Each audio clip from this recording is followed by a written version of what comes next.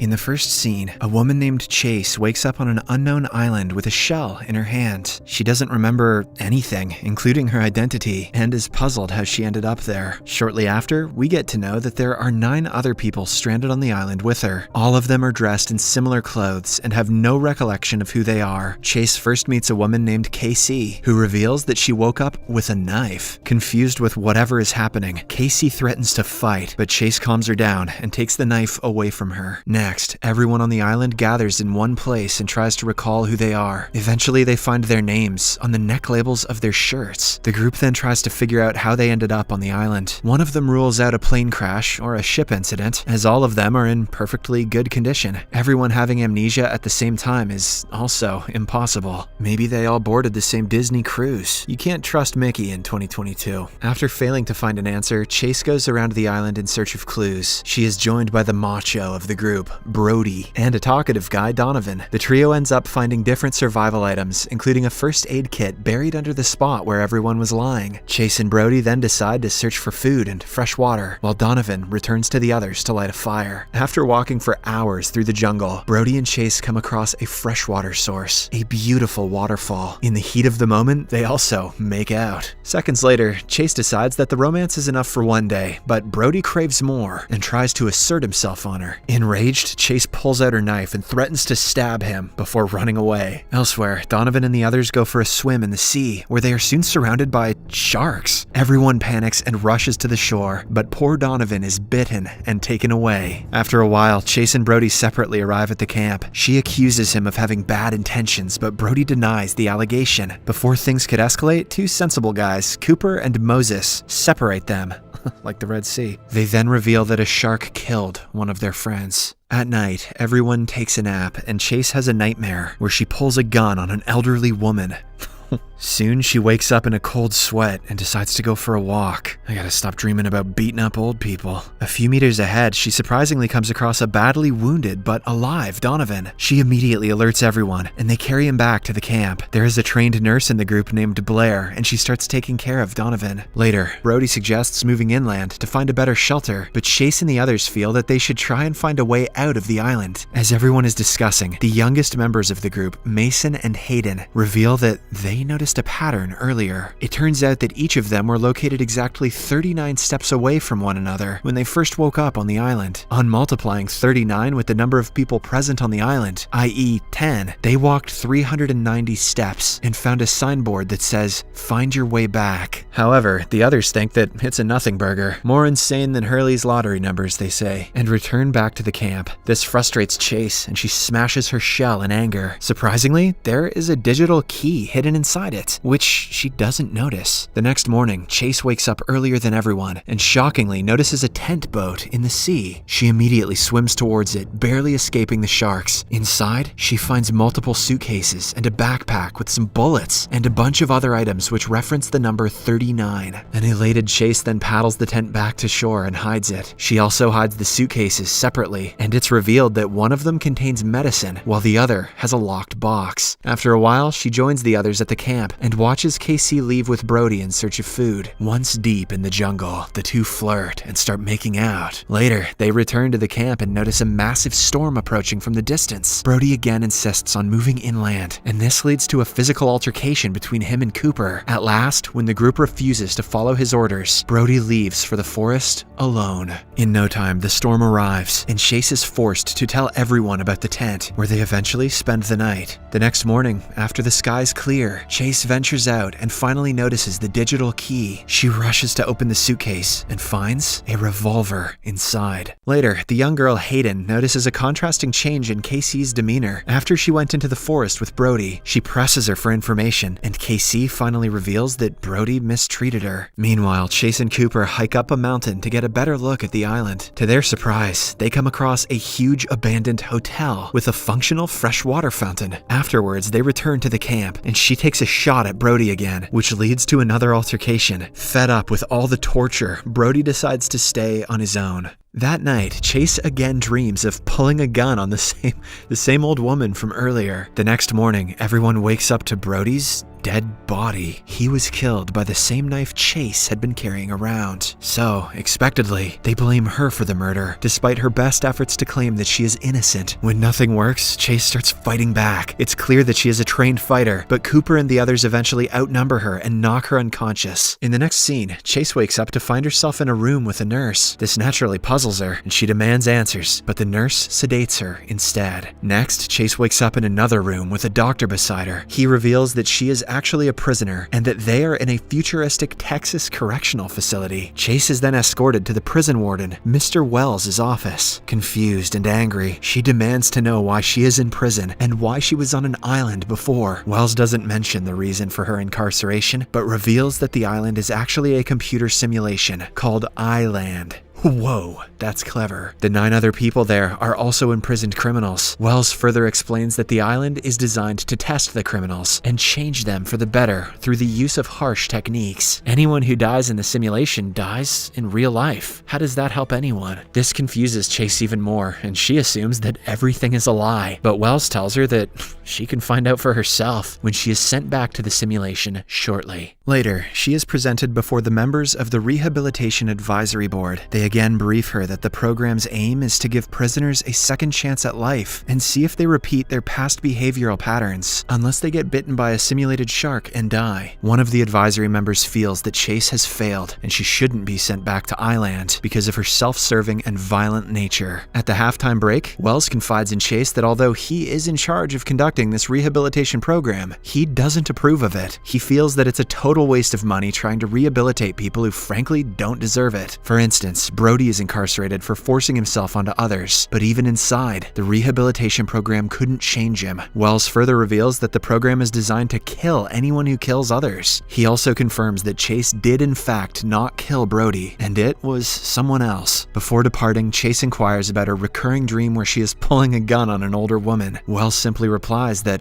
it's a memory from her real life. Later, the advisory members take a secret vote and decide to send Chase back into the program. Before the preparations for it begin, one of the advisory members, Dr. Weiss, privately meets Chase and warns her that the warden is secretly manipulating the results of the simulation. She can't prove how, but she is sure of it. On her way to the doctor's room, Chase manages to escape and reaches the simulation room disguised as a worker. There, she witnesses the chamber where Cooper and the other prisoners have been kept in cryosleep. However, before Chase can investigate more, she is caught, and Warden Wells again sends her back into I-Land. Next, Chase wakes up inside the simulation, tied up by her fellow Islanders, who believe that she murdered Brody. She insists that she's innocent, and also tries to explain that they are actually inside a computer simulation. Chase further reveals that they are all incarcerated criminals, who have been sent off to this island to prove that they can change. No one believes her, but Cooper admits having a vague memory of talking to a warden who wears a cowboy hat.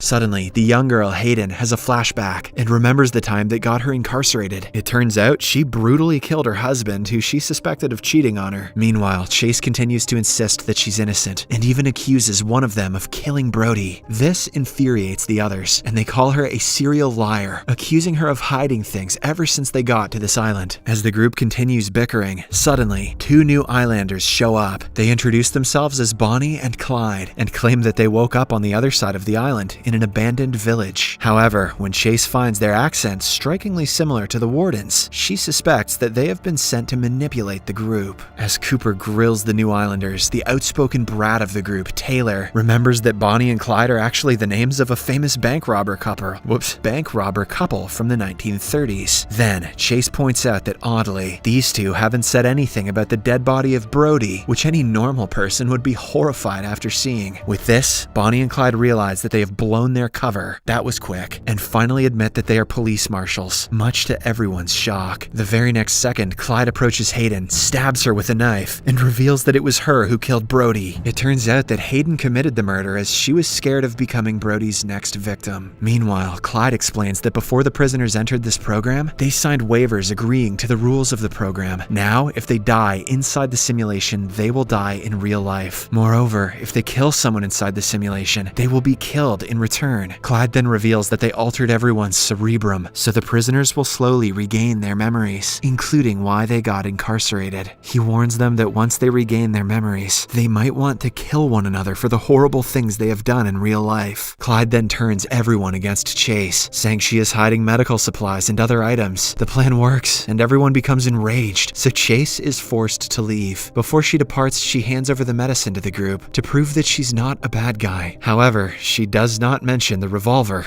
and takes that with her. After a while, the second good guy of the group, Moses, demands to know how and when this is all going to end. Clyde responds that it will end when they reach the other island. However, for that, they will need his approval. Before leaving, he also makes it clear that if any of them tries to exit the simulation prematurely, he and Bonnie will hunt them down. By this point, I'm failing to see the point of this simulation at all. After burying the deceased bodies, Casey, Cooper, and Moses decide to go to the opposite side of the island in search of food and shelter, while the others decide to stay back in the camp with Donovan, who is still recovering from the shark bites. Donovan thanks the nurse Blair for her efforts, and it becomes clear that he has feelings for her. Meanwhile, after hours of traveling, Casey and her group locate a village where they come across several empty huts. Casey and Moses lay down to rest while Cooper decides to go looking for Chase. Suddenly, Casey starts to regain her memories and sees herself in a car driving into the ocean. Back at the camp, the young guy Mason also starts remembering his past. He sees himself storming into a supermarket with a rifle and gunning everyone down in sight. This finally reveals that Mason is a deadly mass shooter. Similarly, Blair also sees her past, which reveals that she was a nurse at an old age hospital. It turns out she was incarcerated for killing many of her elderly patients by injecting potassium chloride into their IV bags. In her defense, Blair claimed that she only killed the patients who requested her to put them out of their misery. Elsewhere, Chase arrives at the abandoned hotel from earlier and starts having flashbacks from her past. This time, she learns that the old lady in her dreams is actually her own mother. The visions terrify Chase, but she manages to calm herself down and soon finds a key to room 39. She scans the entire room and locates an envelope hidden behind a painting. Inside, she finds a picture of a farm and a picture of herself with her mother. She also finds a picture of Cooper and her. This shockingly reveals that the two are a couple from real life. The show then flashes back to Casey's past. She works at a diner and is married with 2 children. However, her husband often punishes her for no reason. One day, she meets a handsome man and falls in love with him. The two start meeting regularly and their bond deepens. So, Casey gathers all her courage and reveals everything to her husband. She also demands a divorce, but the cunning husband threatens to take their children away. Because of this, Casey loses hope for life and decides to end it all. At first, she drowns her children in the sea and then returns home and commits the unthinkable in front of her abusive husband. Similarly, it is revealed that Moses was a far-right activist who blew up a gas pipeline to bring awareness to the several injustices going on in the world. However, the plan went horribly wrong, and it ended up killing 8 innocent students who were on an engineering tour. In the present, Moses notices a distraught Casey and comforts her, saying they have to forget the past and move on with their lives. Casey obliges, and together, they decide to look for Chase in hopes of getting out of this simulation. On the other hand, as Cooper is wandering around the forest alone, he notices Bonnie and Clyde passing nearby. He eavesdrops on their conversation and learns that the two are working for an unidentified person without the knowledge of the Rehabilitation Advisory Board. This means that someone has secretly hired Bonnie and Clyde to sabotage the rehabilitation program by turning everyone against one another. Elsewhere, the spoiled brat Taylor has had enough and decides to leave the island alone. Blair tries to stop her, but Taylor aggressively gets into the tent boat and sails away. After a few hours, she reaches another island where she comes across human skulls. She also starts regaining her memories, and it turns out she robbed a bank with her boyfriend. Taylor soon falls asleep, and when she wakes up, she finds her right hand wrapped with a bandage. She also finds some soup that someone apparently cooked for her. Shortly after, Bonnie and Clyde show up and tell Taylor that she shouldn't have come to this island, as a cannibal lives here. After they leave, Taylor quickly opens her bandage and freaks out. It turns out the cannibal fed her a soup of her own fingers. Elsewhere, Donovan also recalls his past, and it's revealed that he's a dangerously obsessive man who killed his former coworker after she rejected him. Back in the simulation, he abruptly proposes to Blair, much to her shock. She's at a loss for words and doesn't respond to the proposal. The same day, Mason hurts himself and Blair nurses his wounds. This obviously makes Donovan jealous, so he tries to get her attention by pretending that a bug got into his eyes. And when they are alone, he attempts to turn her against Mason. However, this only creeps Blair out, and she leaves abruptly. Later, when no one is looking, the overly possessed Donovan attacks Mason and strangles him to death. He then hides the corpse with some leaves. Meanwhile, Blair recalls the rest of her memory. It turns out she is a lesbian who is married to a woman. Elated, she rushes to share the news with Donovan, but when she notices Mason's corpse, she pretends to be into him so as not to anger the deranged man. However, at an opportune moment, she covertly gets hold of Mason's flare gun and shoots Donovan dead. Meanwhile, Cooper reunites with Chase, and the two start reminiscing about their past together. The scene then flashes back to Chase's childhood. It's revealed that her mother, Mrs. Chase, was a horrible woman who always berated her for being weak. In hopes of pleasing her, Chase secretly joined kickboxing to make herself stronger. However, Mrs. Chase still put her down for developing manly arms. Wait until Mrs. Chase plays The Last of Us 2. Fed up, Chase finally takes a stand and joins the Marines. There, she meets Cooper, and they develop a relationship. Unfortunately, during a mission, Cooper is injured while trying to save her and is forced to retire from the army. The injury leaves Cooper horribly scarred, but Chase assures him that they will earn their living on her mother's ranch. In the next scene, Moses and Casey also show up at the abandoned hotel and demand to know more answers from Chase. This infuriates Cooper, as he has had enough of everyone treating her terribly. In the heat of the moment, he pulls out Chase's revolver and points it at Casey. Suddenly, he gets a vision where he sees himself trying to convince Mrs. Chase to let them use her ranch. However, as always, the arrogant woman berates her daughter for marrying a man like Cooper. One thing leads to another and the two get into an argument. In an effort to ward him off, Mrs. Chase pulls out a gun, but Cooper tussles with her and accidentally gets her shot. Back in the simulation, when Cooper snaps out of his vision, he realizes that he has just shot Moses. In utter disbelief, he then admits to Chase that it was him who shot her mother. This means that Cooper is not a saint after all. First he killed someone, then he framed Chase along with himself, hoping to get away with a lighter sentence. Right then, Bonnie and Clyde show up and decide to punish him for killing Moses, but Chase takes his side and a long battle ensues. In the process, Bonnie is killed, while Chase is impaled through the stomach by Clyde. However, before he could attack the others, he is pulled out of the simulation along with Bonnie's body. Chase is also pulled out before she bleeds to death. Later, she wakes up in the medical room where the board member, Dr. Weiss, tells her that she's been exonerated of all of her crimes because of Cooper's confession. It turns out the surveillance team noticed the rogue marshals just in time and pulled them out. Chase is relieved, and she explains that Warden Wells is behind all of this. Dr. Weiss admits that she is aware of this, but says that they need hard evidence to nail him. Chase then goes through a series of tests and interviews, from which she learns that all the inmates inside the island were actually on death row. They voluntarily decided to go to the island because it was the only way they could possibly get a shot at redemption. Meanwhile, the corrupt Wells senses his impending doom, so he arranges a meeting with Chase. He reveals that her late mother hasn't left a penny for her, so when she walks out of the prison, she has nothing to her name. Wells then offers to help her if she doesn't accuse him of anything in front of the jury. He also warns her that if she tries to cross him, he will make her life hell. Knowing that Chase is a woman of principle, Wells tells her that he tried to sabotage the program because everyone inside the island are terrible human beings and they deserve the death row. Chase agrees to help, but she puts forth a condition. Cooper also needs to be released so that she can deal with him herself. Surprisingly, Wells agrees, and Chase is presented before the jury. During the trial, a jury member reveals that 39 is the number of steps from the end of the cell block to the electric chair. This appalls Chase, and she calls the whole experiment sadistic. As the conversation starts getting intense, Wells begins to panic and immediately announces a 30-minute break. Realizing that she won't keep up her end of the deal, he corners Chase in the medical room and proceeds to poison her. Fortunately, Dr. Weiss arrives in the nick of time and catches him red-handed. After being apprehended, Wells is presented before the jury for an interview. This time, he finally admits to manipulating the simulation, including placing a cannibal on the island. He then lashes out at the jury and warns Chase about the truth. Later, Dr. Weiss injects something into Chase and asks her to look into the mirror. Lo and behold, she looks 25 years older, and that is the real Chase. Here, we get to know that it has been 25 years since she was incarcerated and sent to the island. Her younger self was just an avatar they used to confuse her. Hearing everything, Chase feels wronged and demands justice. However, Dr. Weiss consoles her and escorts her out of the prison. Outside, Chase notices palm trees, which puzzles her as they are in Houston, which never had beaches. Dr. Weiss explains that as the politicians tried to deny climate change, sea level continued to rise, and now Houston is surrounded by water. As the sea started claiming more and More land. People lost their jobs and their homes. Ultimately, they turned to crime, and the rehabilitation program was born. Here, prisoners are given a chance to find their way back to society. In the final scene, Chase leaves the facility and walks towards the dilapidated Houston, while Casey and Cooper welcome Warden Wells to Island. Subscribe for more videos like this,